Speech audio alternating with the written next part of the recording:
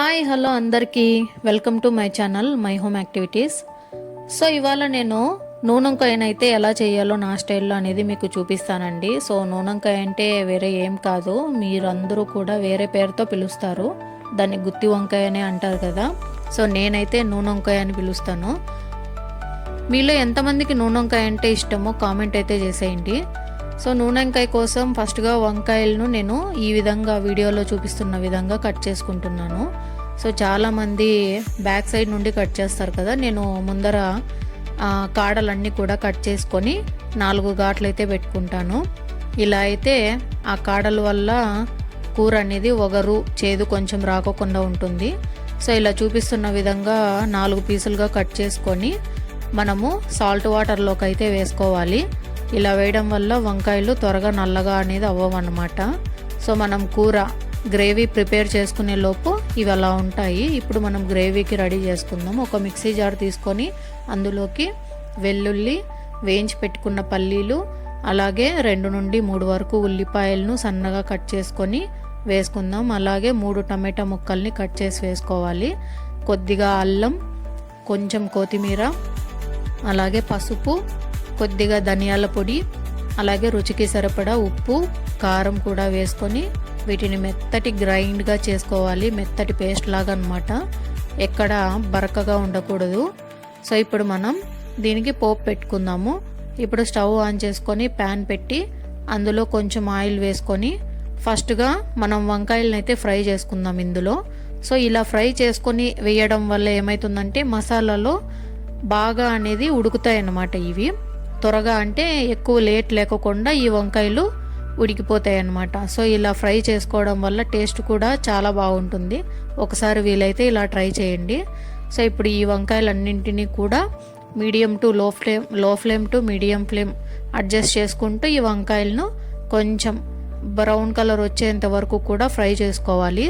So వీడియోలో చూపిస్తున్న విధంగా లో టు మీడియం ఫ్లేమ్ అడ్జస్ట్ చేసుకుంటూ వేయించి పెట్టుకోవాలి.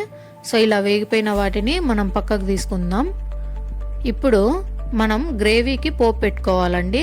సో ఇదే ప్యాన్లోకి ఇంకొంచెం ఎక్స్ట్రా ఆయిల్ యాడ్ చేసుకోవాలి. సో ఈ నూనె వంకాయకి కొంచెం ఆయిల్ ఎక్కువగానే పడుతుంది. సో పోపుకి మనం జీలకర్ర, కొద్దిగా కరివేపాకు వేసుకోవాలి.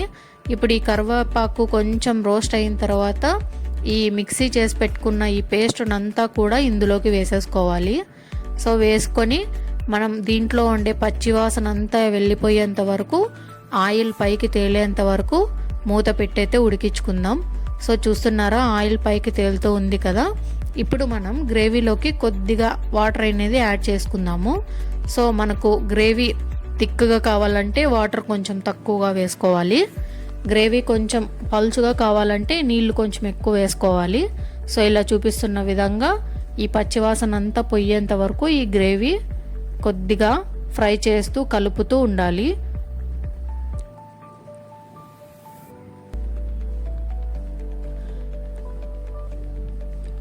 సో ఇప్పుడు మూత పెట్టేసి ఉడికించుకుందాము. ఇప్పుడు చూస్తున్నారు కదా, లైట్గా ఆయిల్ పైకి తేలుతూ ఉంది. సో ఇప్పుడు మనం బాగా మిక్స్ చేసుకుందాము. సో ఈ గ్రేవీ అంతా కింది నుండి పై వరకు మొత్తం అంతా బాగా నీట్గా కలిపేసుకుందాం. ఇప్పుడు మనం ఫ్రై చేసి పెట్టుకున్న వంకాయలు ఉన్నాయి కదండి, ఈ వంకాయలన్నింటినీ కూడా ఇందులోకి వేసేసుకుందాం. వేసుకొని వీటిని కూడా బాగా కలిపేసుకుందాము. గ్రేవీ అంతా ఈ వంకాయ ముక్కలకు బాగా పట్టాలన్నమాట. సో చూస్తున్నారు కదా, వీడియోలో చూపిస్తున్న విధంగా స్లోగా టర్న్ చేసుకోవాలన్నమాట. ఎందుకంటే వంకాయలు ఆల్రెడీ మనం ఆయిల్లో ఉడికిచ్చాం కదండి, అవనేది కొంచెం సాఫ్ట్ అయ్యి ఉంటాయి కాబట్టి ఎక్కువ హడావిడిగా కలపకుండా స్లోగా కలుపుతూ ఉండాలన్నమాట ఈ గ్రేవీ అంతా ముక్కలకు పట్టేలాగా. సో మీరు గ్రేవీకి సరిపడా వాటర్ని కూడా ఇక్కడ యాడ్ చేసుకోండి కావాలనుకుంటే. ఇప్పుడు కొంచెం కొత్తిమీర, కొద్దిగా కసూరి మేతిని, అలాగే కొద్దిగా గరం మసాలా పౌడర్ని కూడా యాడ్ చేసుకొని బాగా మిక్స్ చేసుకొని 1-2 నిమిషాలు అలా మూత పెట్టి వదిలేస్తే మనకు ఇంకా వేడివేడిగా నూనె వంకాయ అయితే రెడీ అయిపోతుంది. సో మీరు దీన్ని ఏ పేరుతో పిలుస్తారనేది కామెంట్ చేయండి నాకు. సో నా స్టైల్లో కూడా ఒకసారి ట్రై చేసి ఎలా వచ్చింది అనేది కూడా నాకు కామెంట్ చేయండి.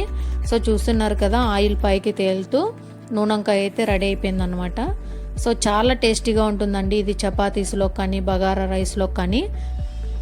సో ఈ వీడియో కనుక మీకు నచ్చినట్లయితే లైక్ చేయండి. మన ఛానల్ని అయితే మరిన్ని ఇలాంటి కుకింగ్ వీడియోస్ కోసం సబ్స్క్రైబ్ చేసుకోండి. ఒకసారి మీరు కూడా ట్రై చేయండి. నా స్టైల్లో ఎలా వచ్చిందనేది కామెంట్ చేసి నాకు చెప్పండి. నేను ఈ స్టైల్లో చేయడం మీకు ఎలా అనిపించిందో కూడా నాకు కామెంట్ చేయండి.